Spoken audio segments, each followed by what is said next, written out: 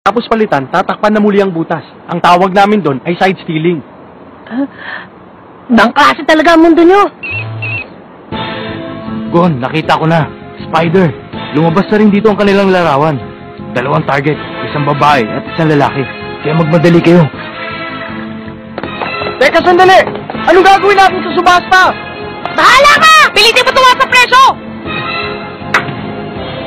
Ayos ito! Akong bahala sa lahat!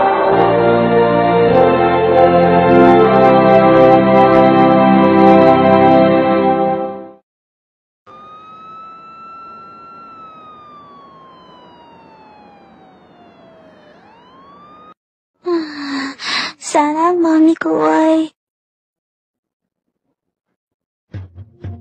Sige, ikaw naman! Ang galing! Ako naman! Ayan! Ang taya mo! Huwag ka muna titira! Ay, sige! Ang galing!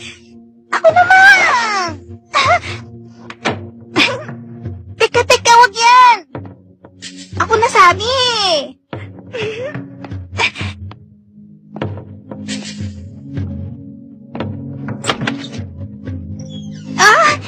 Ang galing mo talaga! Nakakaasar ka na! Okay!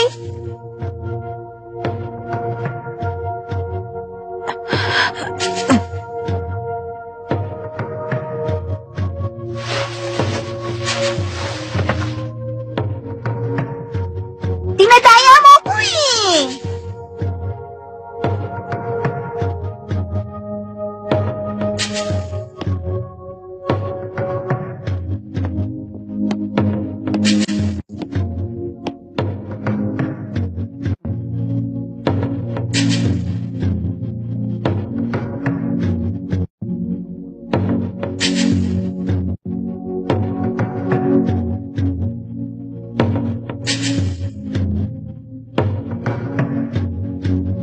Maliwanag ang sikat na binibigay ng araw mula sa kalangitan. Berde ang kulay na naghahari sa lupa. Ang aking kaluluwa ay bumababa mula sa pinanggalingan ng buhay. Ang aking katawan ay binabasbasan ng ilaw na ibinibigay ng araw at buwan. Ipinagkakatiwala ko ito sa hanging humampas sa lupa. At higit sa lahat nagpapasalamat ako sa lahat ng aking mga ninino. Handa akong harapin kung ano man ang kapalaran na naghihintay sa akin. Dadamayan kong aking mga kasamahan. Dadamayan ko sila sa hirap at ginawa. Humihingi ako ng tulong sa 5 elemento ng buhay. Isinusumpa ko ito sa mga pulang mata ng kuruta.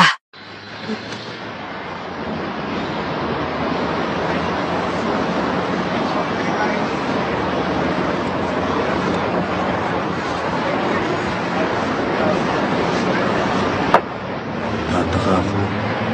Sino naman kayang taong makakatalo kayong Gon? Kung tama ang hinala ko, kaya tayo nandito ay para alamin ang tungkol dyan. Chibon, isang simple at napakalakas na halimaw. Huwag ka na lang magsalita. Ang ganyan. Pero kahit gaano pa kahusay ang kanyang makakalaban, alam kong madidiskarte niya yon dahil mahusay siyang mandirigma. Alam ko yon. Ano? Ako nagtanong ng informasyon. Dito lang, malapit lang sa inyo. Mukhang tama ka. Silang 2 na nga yan. Ipapasa ko na sa inyong pabuya. Sabihin nyo agad kapag natanggap nyo na. Nagkakaintindihan ba tayo? Natanggap ko na! Ang laki nito!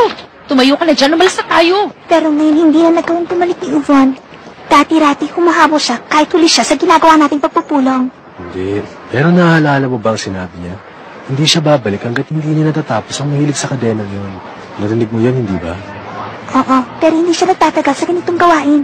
Sana naman ay nahirapan lang siya sa kanyang kalaban. Sana tama ka. Oo. Namiss ko na talagang malakas na sumigaw na yun.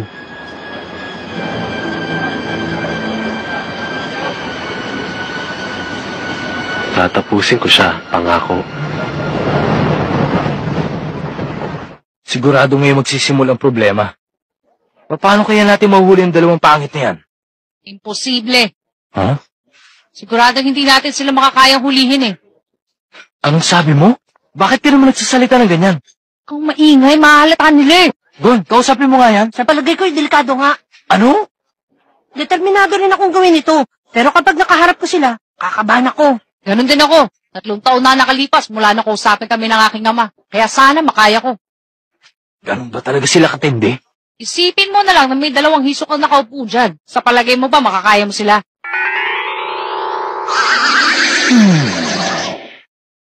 Nanginginig na ako. Sa palagay ko hindi natin sila matatalo. Tsaka, ano sa palagay niyo ang dahilan? Kung bakit nagpapakita na ang generiyod na sa publiko? Nakikita mo naman eh. Hindi ba nag-date silang dalawa? Hindi! Kunwari, patay mali siya lang sila. Pero siguradong alam nila kung anong ginagawa ng mga tao sa paligid. Talaga? Oo, mukha silang walang pakialam. Pero maingat nila pinagmamasan ng lahat na gumagalaw. Pati na rin ang paligid. Kapag lumapit tayo, makukuha natin ang kanilang atensyon. Kaya ni tumingin, huwag niyong gagawin. Nung una, ang buong akala ko'y natural lang sa kanilang maging maingat dahil hinahanap sila ng grupo ng mafia. Pero kung ganun nga, sigurado namang hindi sila magpapakita sa lugar na ganito. Pati Bong. Hindi sila natatakot kung sakaling may humahabol sa kanila. Nakalimutan ko na tuloy na sila ang mga spider. Naghihintay lang. Naghihintay sa sino mang mahuhulog sa bitag ng kanilang sapot. May nanonood. Yung ngayon ay hindi na mga baguhan. Hindi ko alam kung nasaan. Pero tinitingnan nila tayo. Yung mahilig sa kadena. Hindi ko alam.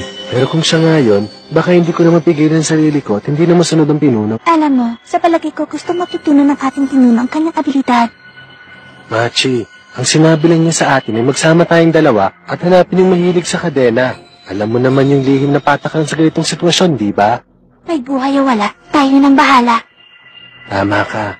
Wala akong pakialam kung anong gagawin mo kapag nakita natin sila. Basta't wag mo lang akong pipigil sa aking gagawin. Ang sinabi ko lang ay ang gusto ng pinuno, ikaw itong maraming sinasabing ideya dyan.